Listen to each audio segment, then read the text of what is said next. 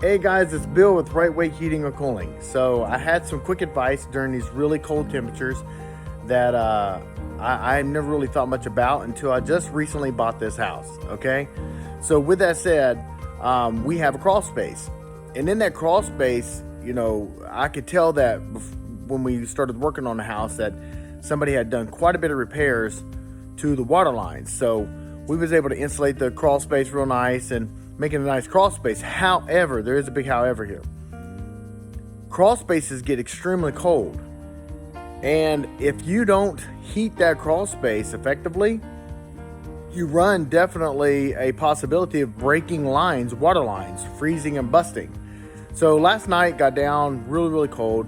We're in a wind chill of negative temperatures.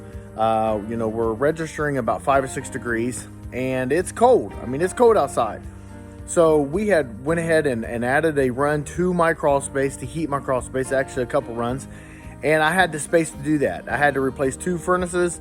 In doing that replacement of 2 furnaces, I had enough velocity, enough airflow to go ahead and increase that temperatures into the crawl space, as well as stay within range of the capacity of my home and capacity of my heating or cooling system. So we could check that capacity. You can make sure that you got enough airflow there, make sure that you got enough CFM to go ahead and add a couple runs to your crawl space if you need be, to make sure your pipes don't freeze and bust.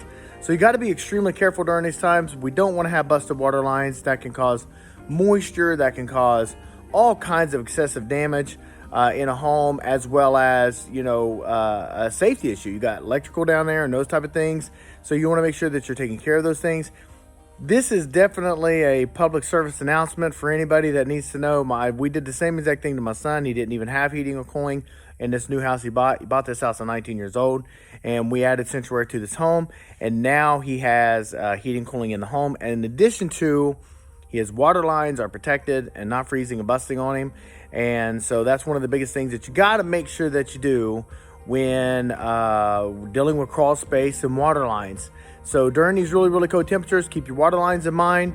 Couple old school way of doing water lines would be open up the cabinet doors and make sure the heat from the house is keeping those water lines nice and warm, but it's underneath that becomes the issue. You can also, if you have a well, you got to be real careful, as well as city water. You can let the water drip a little bit just to make sure the water doesn't freeze, keeping that water moving. But the absolute fix to the situation, insulate the crawl space, add a little heat to it, and you're done forever, fixed, no worries, and all is well. So remember, during these cold temperatures, Right Way Heating or Cooling, we definitely can get out there and take care of you and make sure that you have the size equipment that you need in order to do that kind of thing. So with that said, Right Way Heating and Cooling, you visit us online at rightwayhvac.com, as well as share, add comments, questions. Thanks so much. Bill Ralph.